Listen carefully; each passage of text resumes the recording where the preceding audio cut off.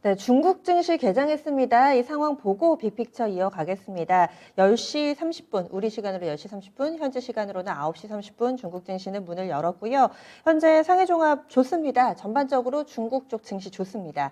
상해종합이 1.24% 오름세 나타내면서 3,400선 회복이 됐습니다. 3,403.29포인트 기록하고 있고요. 심천 쪽으로는 2%의 강한 반등 움직임 뚜렷하게 나타나고 있고 항생 쪽도 좋습니다. 항생도 2% 정도. 홍콩 항생지수 현재 2.13%의 오름 양상을 띠고 있는 모습입니다. 하지만 중국 증시에 대한 영향이 최근 들어서는 어떻게 해석을 해봐야 될까? 이렇게 중국이 강하게 반등세 나타내고 있는데 우리 증시에는 이렇다 할 영향을 미치지는 못하고 있는 상황인데요. 오히려 중국 증시 강한 상승으로 개장을 확인하고 나서 우리 증시는 상승폭을 반납하는 모습입니다. 거래소가 잠시 파란불이 들어오기도 했었는데요. 지금은 상승 탄력 둔화되는 양시장의 모습 확인되고 있습니다. 그러면 빅픽처로 이어가겠습니다. 카카오페이증권의 윤정식 부장입니다. 안녕하세요. 네, 그러면 오늘 이야기 나눌 주제 보겠습니다. 우리 증시 개장하기 직전에 나왔던 FOMC입니다. 전체적으로 지금 우리 시장에 미친 영향은 제한적이다라는 평가들이 주를 이루고 있는데 세부적으로 어떤 부분들을 집중해서 봐야 될지 윤정식 부장의 해석 들어보죠. 어떤 결과 나왔는지 FOMC 내용부터 좀 요약을 해주세요. 네, 이 FOMC 같은 경우는 사실은 시장의 충격을 최대한 완화하려고 좀 노력을 많이 한 부분이 보였습니다. 여전히 완화적인 통화 정책을 유지하는 게 필요한 상황이다. 이런 얘기를 했는데요. 앞서 열린 게 6월이었죠. 지금 6월, 7월, 그리고 8월은 쉬고요. 9월, 10월 이렇게 또 FOMC가 열리는데 6월에서는 수정 경제 전망에 대한 이 점도표가 제시된 만큼 이번 이 경기 여건에 대한 이 통화 당국이 어떻게 보느냐 이런 부분들에 대해서 이목이 상당히 좀 집중이 됐었습니다. 특히 델타 변이 코로나19에 대한 재확산 우려가 새롭게 부각이 되면서 사실은 코로나 바이러스가 더 확산이 되면 증시가 안 좋아야지 맞는데요. 확산이 되면서 시장에서는 어떻게 받아들였냐면 테이퍼링에 대한 얘기가 지난 6월에는 조금 세게 나왔었는데 7월에는 좀 완만하게 나오지 않겠냐. 테이퍼링 얘기 세게 하기는 쉽지는 않을 것이다. 이런 얘기가 나왔었는데 진짜로 이 테이퍼링에 대한 얘기들은 좀 완화되는 발언에 대한 추이로 좀 나왔다라고 보시면 되겠습니다. 금리는 우선 현행 당연히 금리 안 올리죠. 금리는 0에서 0.25% 유지를 얘기를 했고요. 금리는 올린다라고 하더라도 내년 하반기 정도가 될 가능성이 높습니다. 금리 당연히 못 올렸고요. 그리고 여기에다가 앞으로 테이퍼링에 대한 얘기도 상당히 좀 더디게 진행이 된다. 그러니까 테이퍼링 일정 자체가 제시를 하지 않았습니다. 이런 얘기는 테이퍼링에 대한 논의 자체가 상당히 이후에 더 열릴 것이다 라고 보시면 되겠고요. 일자리라든지 그리고 인플레이션 어떻게 되느냐. 그러니까 우리 PC 물가 상승률이라 그러죠. 이 물가 상승률이 얼만큼 나오느냐 이런 부분들을 보면서 일정이 잡힐 것으로 보여지는데요. 미국은 사실은 일자리가 가장 중요한 지표입니다. 일자리가 얼마나 잘 나오느냐, 실업률이 얼마나 낮게 나오느냐, 실업률이 굉장히 많이 떨어졌을 때 이 테이퍼링이 시작될 가능성이 높고요. 그 다음이 사실 인플레이션 얘기 많이 나오면서 테이퍼링 나온다. 이런 식의 분석이 좀 많은데 실질적으로는 일자리라고 좀 보시면 되겠고요. 가장 중요한 건. 두 번째가 이제 인플레이션입니다. 지금 이 PC 물가 상승률이 2.4%에서 3.4%로 올라갔는데 그럼에도 불구하고 이 테이퍼링 일정은 아직까지는 좀 미제시된 상태다. FOMC 그렇기 때문에 시장의 충격은 좀 적었다라고 보시면 되겠습니다. 네. 그러면은 앞으로는 이제 테이퍼링에 대한 논의가 언제쯤 좀 더 본격적으로 나올 것인가? 그리고 금리는 계속해서 지금 동결을 하고 있는데 향후에는 어떻게 움직일까요? 네, 우선은 잭슨 홀 발언을 좀 주목을 했었습니다. 8월에 잭슨 홀에서 무슨 얘기를 할지 이런 부분들이 있었는데 파월 의장이 이 연준이 채권 매입 축소 시기를 아직 결정하지 않았다. 잭슨 홀에서 무슨 발언을 할지 예상하지 않을 것이란 얘기를 했습니다. 이 얘기는 당연히 다시 말씀드리면 뭐냐면 일부에서 잭슨 홀에서 8월 잭슨 홀에서 굉장히 이 테이퍼링에 대한 좀 더 구체적이고 정확한 얘기가 나오지 않겠냐라고는 예상이 있었는데 이 테이퍼링 방안에 대해서는 구체화되기가 8월 잭슨홀 미팅에서는 좀 쉽지 않다 이런 얘기로 보시면 되겠고요. 그렇기 때문에 8월이 넘어가면 이제는 9월입니다. 9월 FOMC 혹은 10월 FOMC 금리가 될 가능성이 높고요. 테이퍼링에 대한 방법, 그러니까 어떤 식으로, 채권을 어떤 식으로 축소를 하고, 매입을 하고, 어떤 식으로 뭐 돈을 풀고, 이런 부분에 대한 지원에 대한 얘기들도 그렇고, 채권 매입이 뭐 가장 크게 이 주가 되겠지만, 이 테이퍼링에 대한 방법과 일정의 구체화는 다음 FOMC 빠르면 9월이 될 가능성이 높죠. 지금까지 발언으로 봤을 때는. 그래서 9월 혹은 그 이후가 좀 더 유력할 것으로 보여집니다. 이 기준금리 인상 같은 경우는 그렇기 때문에 테이퍼링 논의가 이 9월 이후가 된다 그러면 테이퍼링이 실제로 개시되는 건 당연히 금년에는 논의를 9월, 10월에 했을 때 금년부터 테이퍼링 되기는 뭐 불가능하고요. 이 내년 정말 빨리 된다면 2022년 초반에 테이퍼링이 실제로 개시될 가능성이 높고요. 테이퍼링 개시되고 그리고 사실 시간이 꽤 흘러야 됩니다. 약 한 1년 정도 흘러야지 기준금리 인상이 될 것으로 보여지는데 그러니까 굉장히 또 빨리 잡으면 기준금리 인상은 2022년 4분기 정도가 될 가능성이 높다. 4분기에 많이도 못 올리겠죠. 지금 0에서 0.25였으니까 0.25에서 0.5% 정도 상당히 0.5%가 되는 그런 기준금리가 나올 것으로 보여지고요. 채권 시장은 뭐 예상대로 좀 움직였다라고 보시면 되겠습니다. 예상과 크게 다르지 않았기 때문에 채권 시장 출렁임 적었고요. 그리고 금리 같은 경우도 채권 금리 같은 경우도 현 수준에서 등락을 이룰 것으로 보여집니다. 이 테이퍼링 일정을 구체화하지 않았지만 향후에 뭐 분명히 테이퍼링 나올 거고요. 일정이 그리고 금리도 인상이 될 겁니다. 뭐 제가 빨리 되면 금리 인상이 2022년 4분기 정도 말씀을 드렸는데 4분기든 2023년이든 금리가 인상이 된다 그러면 기준금리가 사실은 반응을 해야 되는데 최근에 반응을 좀 하지는 않습니다. 왜 그러냐면 채권 반응이 굉장히 좀 많이 줄었습니다. 그렇기 때문에 기준금리는 올라가지 않고 현재 수준에서 움직이고 있거든요. 그런데 이런 상황이 단기간에 바뀔 가능성은 낮기 때문에 채권 금리 같은 경우도 현 수준에서 등락이 될 것으로 보여집니다. 채권이 발행이 적기 때문입니다. 이거는 분명히 사실은 이런 상황이면 원래는 통상적으로 금리가 좀 올라가야 되거든요. 그런데 발행이 상당히 좀 적다. 그렇기 때문에 이 현재 수준에서 채권 금리는 등락이 될 가능성이 높다. 그러니까 코로나가 굉장히 또 갑자기 확산이 되고 지금까지 맞은 백신이 뭐 무용지물이 되고 뭐 그런 상황을 상상하기 싫지만 이렇게 돼서 추가적으로 돈이 더 필요하다. 그럼 채권 발행이 당연히 늘어나겠죠.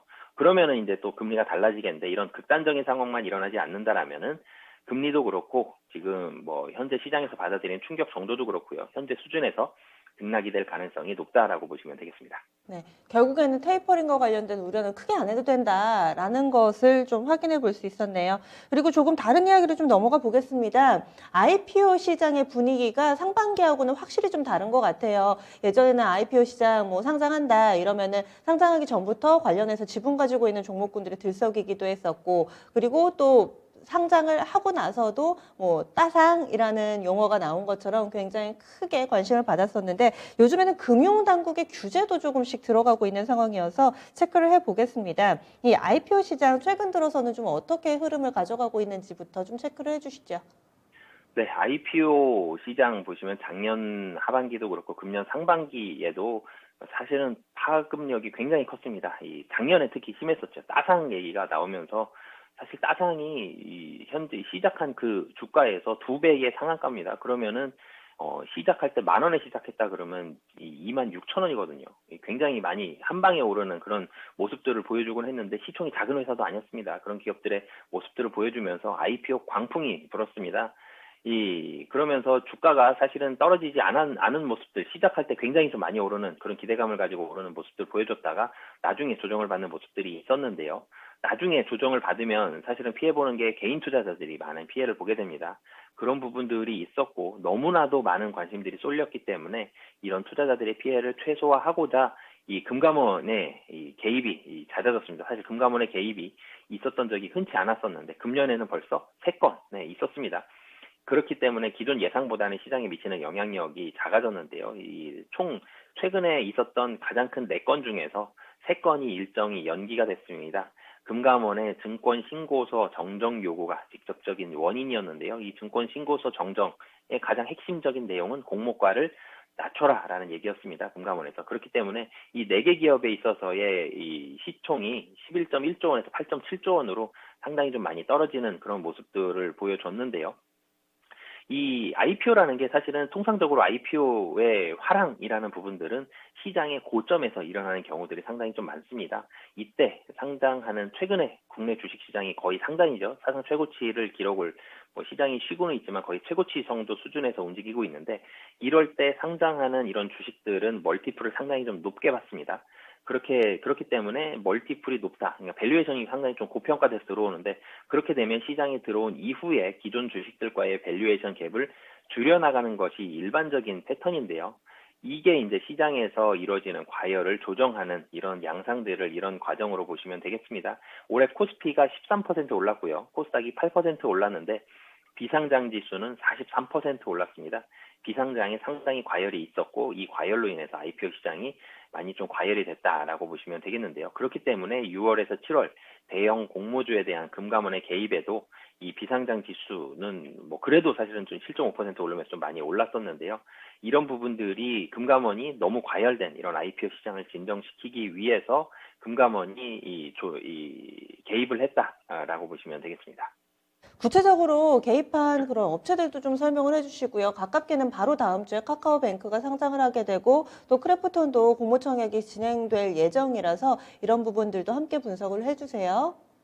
네, 가장 크게 이 SD바이오센서, 카카오뱅크, 크래프톤, 카카오페이 이 네 가지가 있었는데 네 건 중에 세 건이 일정이 연기가 됐습니다. 카카오뱅크 빼고 다 연기가 됐는데요.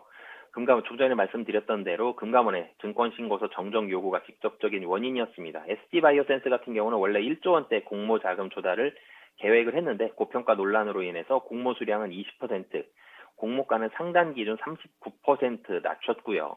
크래프톤 같은 경우도 신주 수량을 20% 줄였고 공모가도 상단 기준으로 11% 내렸습니다. 이 카카오뱅크 같은 경우는 처음부터 이 공모가를 장외 가격의 절반 이하로 낮췄고 그렇기 때문에 사실 이번 대형 IPO 기업들 중에서 유일하게 예정대로 공모 일정을 소화를 하고 있습니다. 하지만 카카오페이 같은 경우는 카카오뱅크랑 일주일 정도 간격을 두고 상장할 예정이었지만 금감원의 정정 요구, 당연히 공모가 내리라는 정정 요구였고요. 그렇기 때문에 이번 3분기 카카오뱅크 때가 아닌 4분기로 이 상장 일정이 밀렸고요. 공모 금액도 당연히 이 조정이 불가피할 것으로 보여집니다. 이런 공모 밴드가 전체적으로 낮아지면서 아까 모두에도 말씀드렸었는데 공모 밴드 상단을 적용하면 이 11.8조 원, 그리고 공모 밴드 하단을 적용하면 8.9조 원이 기존 예상이었습니다. 대부분 8.9조 원이 아니라 상단이 11.1조 원으로 시작이 될 가능성이 높았는데요. 그런데 이렇게 금감원의 개입으로 인해서 실제 시장이 부담해야 될 금액은 이보다 작은 8.7조 원 내외로 파악이 되고 있습니다. 그러면 약 한 2조 4천억 정도가 줄어들게 되는데요. 4개 기업에서만 줄어든 게 2조 4천억 원 정도입니다. 상당히 좀 많은 이 금액이 줄어들었다라고 보시면 되겠고요.